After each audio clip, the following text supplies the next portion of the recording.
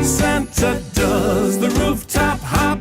From house to house he doesn't stop. With sleigh bells jingling to the beat of the reindeer's pitter-patter run from Santa's feet. The tune in and of itself was very catchy.